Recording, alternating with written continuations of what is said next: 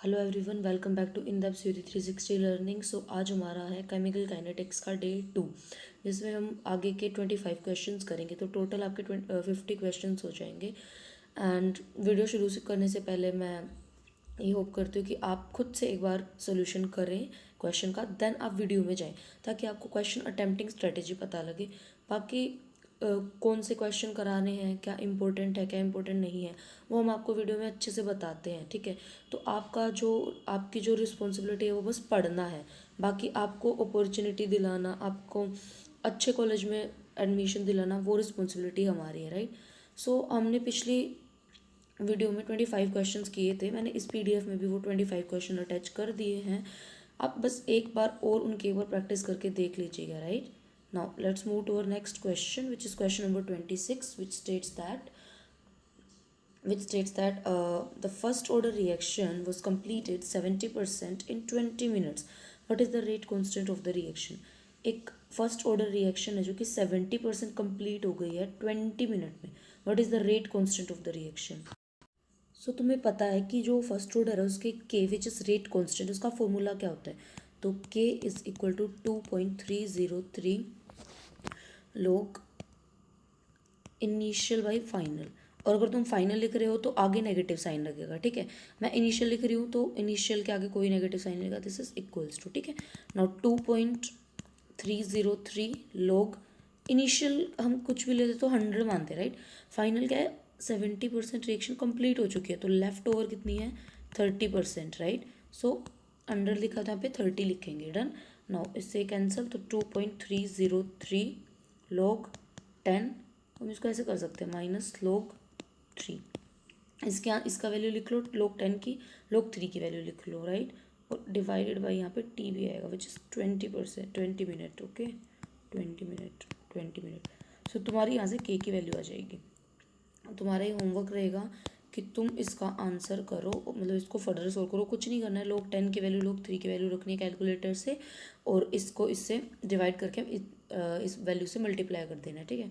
सो जो आपका आंसर आएगा वो आएगा 0.06 मिनट्स इनवर्स। तो एक बार ये करके देखना, और तुम्हें इससे ये चीज़ पता लग रही होगी ये फर्स्ट ऑर्डर रिएक्शन है, ठीक है, क्योंकि इसका जो यूनिट ऑफ रेट कॉन्स्टेंट वो मिनट इनवर्स है, टाइम इनवर्स है, right. So let's move to our next question, which is question number 27, which states at a high pressure the following reaction is zero order reaction। ठीक है, और जो 2NH3 और इसमें ये टेम्परेचर दे रखा है, और ये प्लेटिनम इसका कैटलिस्ट होता है, N2+3H2, Born Haber cycle basically. So इसमें क्या बोला है कि ये MSQ है फर्स्ट थिंग, तो दिस इज MSQ। तो which of the following options are correct for this reaction? Rate of the reaction is equal to rate constant, rate of the reaction depends on concentration of ammonia, rate of decomposition of ammonia will constant until ammonia disappears completely, further increase in pressure will change the rate of the reaction।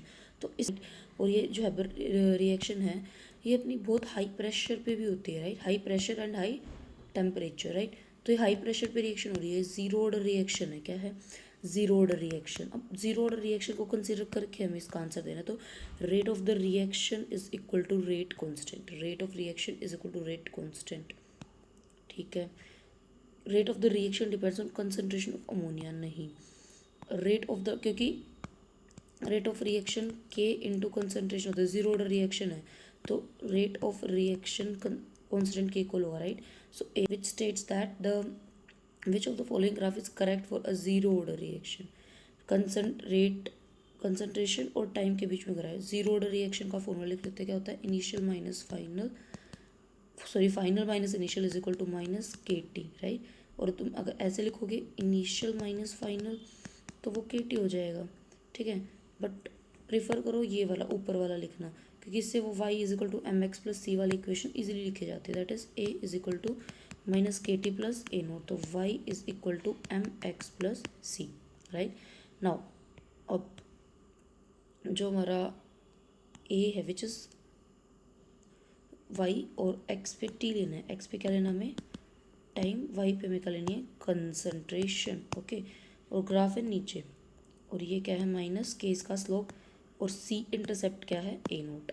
सो जो इसका answer हो जाएगा correct, that will be D, answer number D, okay. Now let's move to next question, which of the following statement are applicable to a balanced chemical equation of an elementary reaction. Elementary reaction, ठीक है, ये NCERT में elementary reaction के बारे में as it is line दिया है। तो आई होप आप एक बार प्लीज़ एनसीईआरटी की रीडिंग करो ताकि तुम्हें पता लगे कि तुम जो थ्योरी बेस्ड क्वेश्चन है वो तुम कर सको, लगा सको, क्योंकि ये तो है नहीं कि पेपर में पूरा न्यूमेरिकल आएगा। न्यूमेरिकल के लिए प्रैक्टिस एंड थ्योरी के लिए just read NCERT for once, ठीक है। Now order is as same as molecularity for elementary reaction, बिल्कुल ठीक है। Order is less than the molecularity, नहीं। Order is greater than the molecularity, नहीं। Molecularity can never be zero, या D, क्योंकि इसमें बहुत सारे मोलिकुल्स कोलाइड करते हैं, तो मोलिकुलरिटी जीरो तो कभी नहीं होगी। Now let's move to question number 30। What is the formula to calculate the time taken for the completion of zero order reaction. So इसका ऑप्शन नंबर ए है टी 100%। तुम देख रहे होगे सारे ऑप्शन में कि 100% दिया हुआ है, राइट, टी 100% दिया हुआ है। सो हम जीरो ऑर्डर का पहले फॉर्मूला लिख लेते हैं, which is final minus initial is equal to minus के टी, यही फॉर्मूला होता है, राइट। नाउ अब इसने टी 100% का पूछ लिया, तो हमारा जो फाइनल कंसनट्रेशन है वो 100% होगा, minus initial concentration is equal to minus के टी, राइट। नाउ अब इसमें तुम एक चीज़ देखो, 100% है, ए 100% है, राइट। तो इसको तो हम काइंड ऑफ मतलब ज़ीरो मान के चल सकते हैं ना, क्योंकि 100% होगा, ख़त्म हो गई इसकी वैल्यू बिल्कुल। नाउ तो ये कितना हो जाएगा, A not initial is equal to minus के टी से के टी कैंसिल हो जाएगा। सो टी 100% क्या हो जाएगा, A not divided by K, right. So T 100% is equal to A not divided by K, answer number first.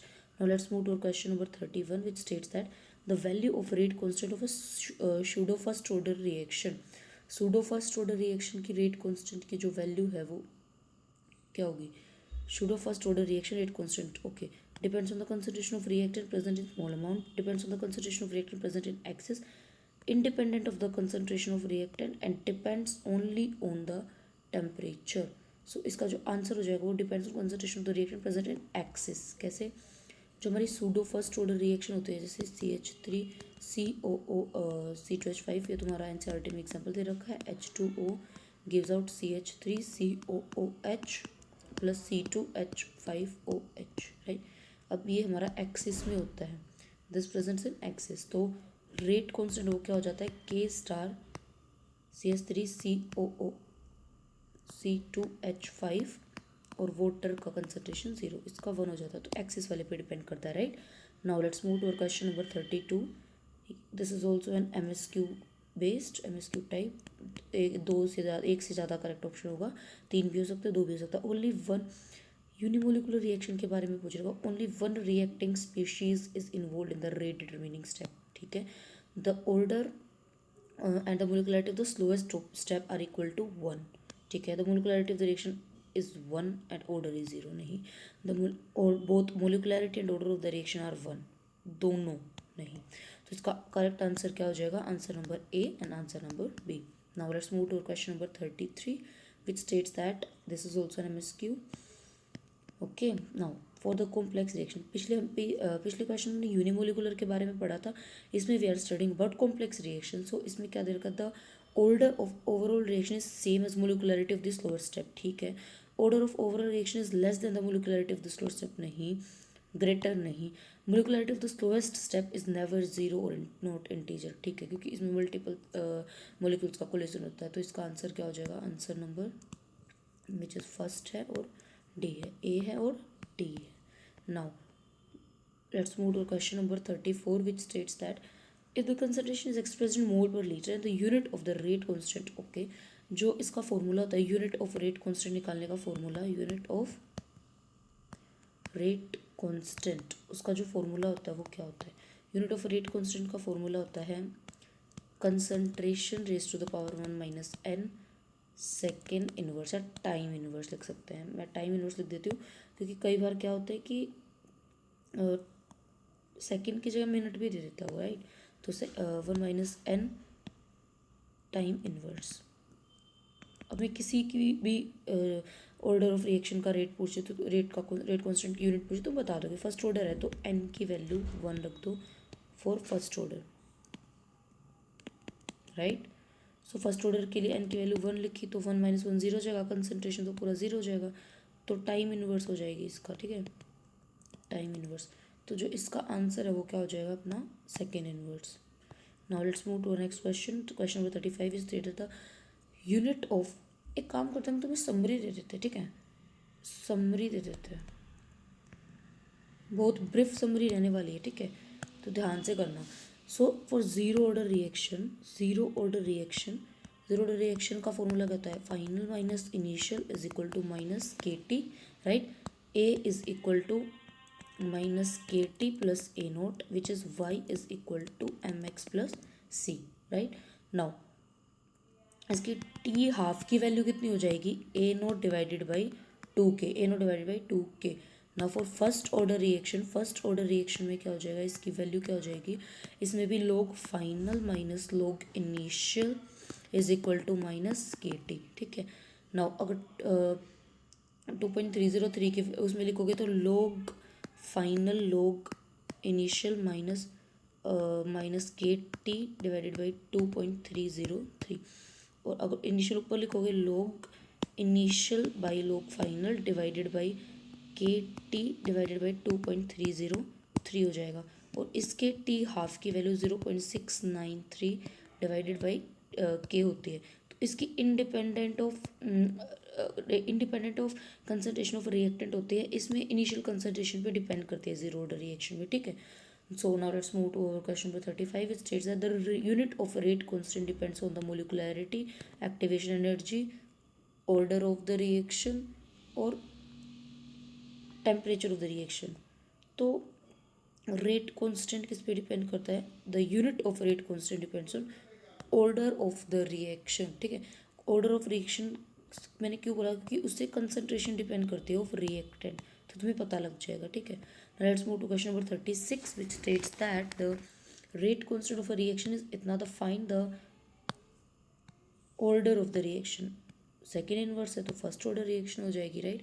Now let's move to question number 37 which state what is the rate law for acid hydrolysis of an ester such that, ये दे रखा है in aqueous solution. तो तुम्हें इसकी जो equation है वो मैंने पहले क्वेश्चन में भी लिखवाई हुई है, तो एक बार दोबारा से लिख देते हैं, which is CH3COO C2H5 plus hydrolysis water gives out CH3COOH acid plus alcohol C2H5OH. Now this is present in excess, so rate of reaction would be equal to K dash, जिसमें वाटर का नहीं लिखेंगे, CH3COOC2H5, right?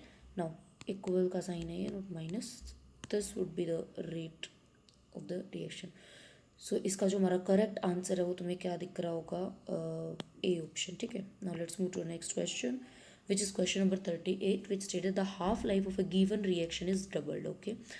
T half of a given reaction is double कर दी है हमें हमारी, if the initial concentration, t half है जो वो डबल कर दी है, ठीक है।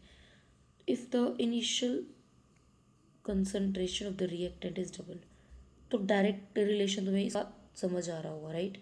सो t half is equal to a note divided by 2K, यही है जिसमें हमें हमारा इनिशियल कंसंट्रेशन से डायरेक्टली प्रोपोर्शनल होता है, तो ये जीरो ऑर्डर के लिए होती है, राइट। तो इसका आंसर क्या हो जाएगा, option number A. Now let's move to question number 39 which stated which of the following is not correct. Not correct आते ही हम क्या करेंगे, सबसे पहले उसको हाईलाइट करेंगे, राइट। हो गया जी मैम। अब क्या करें, अब क्वेश्चन के ऑप्शंस पढ़ते हैं, ठीक है।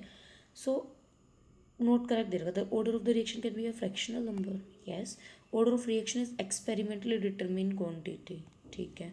The order of reaction is always equal to the sum of the stoichiometric coefficients of the नहीं होता ये, तो इनकरेक्ट पूछा था तो यही हो जाएगा। Now let's move to question number 40 which states that ये जो दिया हुआ है हमें, ठीक है, कीपिंग द कंसंट्रेशन, ओके। ये NCERT में भी ऐसे बहुत सारे तुम्हें एक्सरसाइज में क्वेश्चन मिल जाएंगे, तो ठीक है हम सॉल्व करने की कोशिश करते हैं। तो फर्स्ट ही लेते हैं, सबसे पहले फर्स्ट लेंगे तो क्या होगा, 0.30 raise to the power 1 x 0.30 raise to the power y is equal to K 0.10। Now let second का भी हम लिख लेते हैं, 0.30 x 0.60 y K 0.40। तो जब हम इन दोनों को डिवाइड करेंगे ये तो 0 के इक्वल हो जाएगा, और ये 1/2 raise to the power y is equal to 1/4 which is equal to 2 का स्क्वायर। सो y की वैल्यू यहाँ से कितनी आएगी 2। नाउ अब थर्ड इक्वेशन है और हमें फर्स्ट की वैल्यू निकालनी है, तो हम फर्स्ट एंड थर्ड ले लेंगे, right. So 0.30x 0.30y h is equal to 0.10 और k मैं पीछे लिख देती हूँ।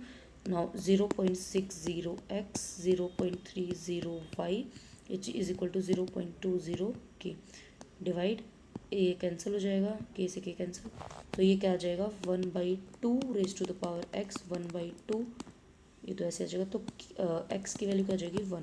सो ओवरऑल जो हमारा रिएक्शन हो जाएगा x की 2 और y की 1 हो जाएगी। तो मतलब अगर हमने ऐसे लिखा होता, हम इसको a मान रहे हैं, तो rate of reaction k a raise to the power x b raise to the power y, ठीक है। सो a की वैल्यू क्या है अपनी, x की वैल्यू क्या है अपनी 1, b की वैल्यू क्या है अपनी स्क्वायर, रेट ऑफ रिएक्शन। तो इसका जो आंसर हो जाएगा वो हो जाएगा answer number B. Now let's move to question number 41 which states that in a chemical reaction the ax to y it is found that the rate of the reaction doubles, okay, when the concentration of x is increased 4 times, okay। सो मान लेते हैं first हमारा जो rate of reaction है वो के x something है, ठीक है, और दूसरा क्या है कि हमारा रेट ऑफ रिएक्शन डबल हो जाता है, तो ये हमारा 4 टाइम्स हो जाता है। तो अगर इसको डिवाइड करें, so R1 divided by 2 R2 is equal to k x divided by 4 k x, इससे ये cancel. So R1 divided by 2 R2 is equal to क्या हो जाएगा, ओके तो इसकी इक्वल हो जाएगा, just wait for a second, let me just erase it, okay। so R1 to R2 इसके इक्वल हो गया, तो R1 is equal to 2R2 divided by 4 only। now R1 is equal to 1/2 of R2। I hope you are very clear about this। इसका answer हो जाएगा D which is half। now let's move to our next question which is question number 42 which states that which of the concentration of the reactant is a first order reaction and the rate of the reaction is इतना and the rate constant is 0.035। तो इन्होंने सब कुछ दे दिया हमें, ठीक है, rate of reaction भी दे दिया, रेट कांस्टेंट भी दे दिया। तो रेट ऑफ रिएक्शन का फॉर्मूला होता है, वो क्या होता है, रेट ऑफ रिएक्शन का हमारा फॉर्मूला होता है के इंटू रिएक्टेंट की कंसनट्रेशन। रेट ऑफ रिएक्शन दे दिया 0.6 सेकेंड इनवर्स, रेट कांस्टेंट 0.035 और ए। सो ए की वैल्यू क्या हो जाएगी 0.6 सेकेंड इनवर्ट 0.035। जब तुम इसको सॉल्व करेगा तो विल बी गेटिंग 17.14। इसका जो आंसर है वो बी हो जाएगा। Now let's move to next question, this question number 43 which stated what is the time required for 75% completion of the first order reaction. कितना टाइम चाहिए 75% कंप्लीशन के लिए, ठीक है। सो 75% कंप्लीशन के लिए टाइम जो T50 के साथ इसकी रिलेशन दे रखी है, ठीक है। तो हम दोनों की इक्वेशन लिख लेंगे, that is K is equal to 2.303 divided by T। 50% के लिए लिख लेते हैं, so log initial 100 left over 50, K is equal to 2.303 T 75% is equal, sorry multiply में ही था ये, लॉग इनिशियल 100 और फाइनल बची हुई लेफ्ट ओवर 25 हो जाएगी, ठीक है। सो इसमें हमें क्या दे रखा है 75% कंप्लीशन के लिए टाइम हमें बता रखा है। तो हम सिंपली क्या करेंगे T50 को यहाँ ऊपर लिख लेंगे, T50% is equal to 2.303 divided by k log 50 से ये कटेगा तो 2 हो जाएगा। T75% would be equal to 2.303 के लॉग 4 हो जाएगा, ठीक है। इसको हम 2 और 2 हम आगे भी लिख सकते हैं, तो इससे ये कैंसिल, डिवाइड में करेंगे तो सो T50% is equal to T75% और log 2 से log 2 कैंसिल हो जाएगा और ये क्या हो जाएगा डिवाइडेड बाई 2 हो जाएगा। So T75% would be equal to 250% would be the answer. So इसका जो आंसर हो जाएगा, इसका आंसर हो जाएगा T75 is equal to 250, answer number D. Now let's move to question number 44 which states that what is the change of the rate of of a second order reaction when the concentration of the reactant is increased by 2 times, rate of the reaction क्या हो जाएगा second order में, this इसने बोला reactant को 2 times increase कर दिया, are के 2a का स्क्वायर, तो r is equal to 2 × 4 ka, तो 4 टाइम्स इंक्रीज हो जाएगा वो। 4 टाइम्स के लिए हम क्या लिख रहे, इसके टर्म्स तुम्हें पता लगेगी 4 के लिए क्या यूज़ करते हैं, तो इट्स क्वाड्रुपल, ठीक है। तो इसका आंसर हो जाएगा क्वाड्रेंट तुम्हें पता होगा, फोर्थ क्वाड्रेंट, 4 क्वाड, तो उससे क्वाड वर्ड आया which is 4। Now let's move to the next question, which is question number 45, which says that a first order reaction is 50% complete in इतना second. Okay, how much would it take for 100% completion? Now तुम अब तक इतने सारे question कर चुके, percentage वाले भी कराए तुम्हें, फ्रैक्शन वाले भी कराए, तो this is your homework right. इसका आंसर तुम कमेंट में लिखोगे। Now let's move to question number 46, which state that what is the time taken for 75% of the reaction if the rate of constant of the first order reaction is this? Okay, सो इसमें भी तुम्हें हर चीज़ की value दे रखी है, सो ये भी तुम्हारा homework रहेगा। Now let's move to question number 47, which said that for a first order reaction the rate constant for the decomposition of this is this। k की वैल्यू दे रखी है 6 × 10⁻⁻⁴ second inverse, half period of the decomposition second is, तो T half first order का तुम्हें भी पता है 0.693 divided by के होता है, so it would be 0.693 divided by 6 × 10⁻⁴। सो इसका आंसर भी तुम लोग कमेंट में लिखोगे। मैं इसलिए तुम्हें ये सोल्व करना दे रही हूँ, मैं फॉर्मूला बता रही हूँ, तुम्हें बस फॉर्मूले में वैल्यू पुट करनी है और answer. So let's move to next question, which is question number 48, which states that the 75% of the first order reaction was completed in 32 minutes. When was the 50% of the reaction completed?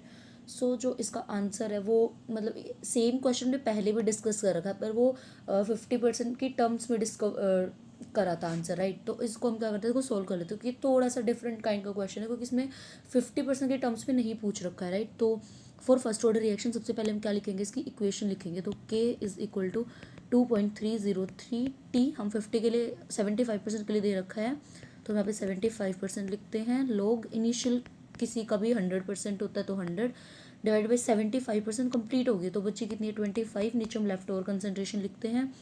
So now k is equal to 2.303 और t 75% की value 32 minutes दे रखी है, लोग 25 से 100 कटेगा तो क्या हो जाएगा 4। अब लोग 4 को हम क्या लिख सकते हैं, 2 × log 2 लिख सकते हैं, ये प्रॉपर्टी तुम्हें पता होनी चाहिए।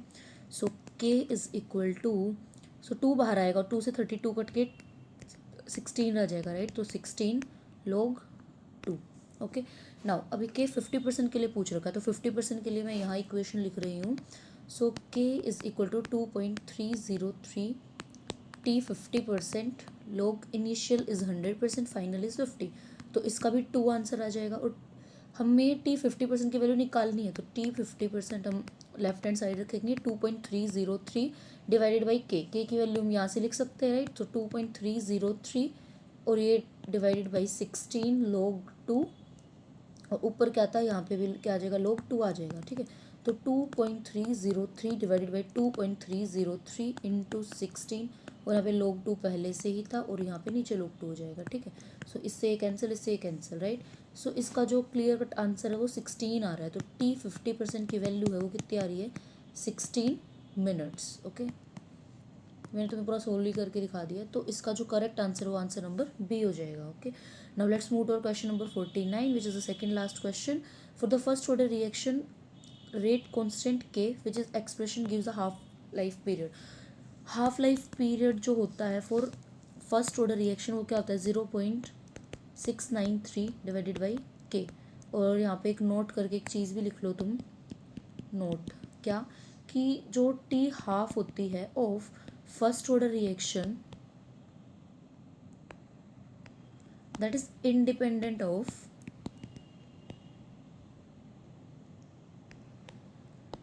initial concentration of reactant। तुम्हें ये स्टेटमेंट दे देगा और मतलब ट्रू फॉल्स जो भी करके पूछ लेगा, इनकरेक्ट स्टेटमेंट दे देगा, तो यहाँ पे तुम्हें डिपेंडेंट लिख के दे देगा, ठीक है। तो तुम्हें ये स्टेटमेंट एज इट इज़ याद होनी चाहिए कि जो टी हाफ है वो फर्स्ट ऑर्डर रिएक्शन वो इनिशियल कंसनट्रेशन ऑफ रिएक्टेंट पे डिपेंड नहीं करता है। क्यों? क्योंकि उसकी वैल्यू डायरेक्ट 0.693 के हो जाती है। Now let's move to next question, which is the last question, question number 50, for the reaction 2SO2 plus O2 gives out, यहाँ पे इक्वल टू एरो है, is equal to 2SO3। Rate of equilibrium, unit of equilibrium constant पूछा हुआ है, ठीक है। सो जब भी यूनिट ऑफ इक्विलिब्रियम कांस्टेंट पूछो और तुम्हें एक इक्वेशन दे रहे हो तो तुम्हें कुछ नहीं करना है, सिंपली Kc लिखना है, और जो हमें प्रोडक्ट में दे रखे हैं ना, प्रोडक्ट में लिखो concentration raise to the power जो भी स्टोइकोमेट्रिक कोफिशिएंट है। सो SO3 की कंसनट्रेशन टर्म मोल पर लीटर होता है, तो मोल per litre square divided by mole per litre square, because 2SO2 now oxygen है तो मोल पर लीटर। सो इससे ये कैंसिल हो जाएगा, सॉरी 1 आ जाएगा। सो Kc की वैल्यू अब इसका इन्वर्स हो जाएगा, मीन्स मोल इन्वर्स और लीटर हो जाएगा। So this would be the unit of Kc for this particular reaction, mole inverse litre. तो आंसर नंबर ए है इसका correct option. So we are done with our second last video of chemical kinetics. तो अभी हम जो next chapter है वो coordination chemistry के कोऑर्डिनेशन कंपाउंड्स लेके आएंगे। उससे पहले जो भी तुम्हें कोई भी अगर केमिकल काइनेटिक्स में, सोल्यूशन में, इलेक्ट्रोकेमिस्ट्री में जो भी पीछे चैप्टर्स कवर कराए गए हैं उसमें तुम्हें अगर कोई भी डाउट है, so you can just text us at Instagram, Telegram और व्हाट्सएप ग्रुप। और व्हाट्सएप ग्रुप तुम हमारा ज्वाइन कर सकते हो, टेलीग्राम चैनल का तुम्हें लिंक मिल जाएगा, तुम्हें इन तीनों चैनल्स का लिंक मिल जाएगा। तुम किसी भी प्लेटफॉर्म पे हमारे से क्वेरी पूछ सकते हो, अपना क्वेश्चन पोस्ट कर सकते हो, तुम्हारा टाइमली आंसर दिया जाएगा। और फर्दर अपडेट के लिए तुम हमारा चैनल सब्सक्राइब कर लो और अपने फ्रेंड्स के साथ शेयर कर लो ताकि टाइमली अपडेट तुम्हें मिलती रहे। सो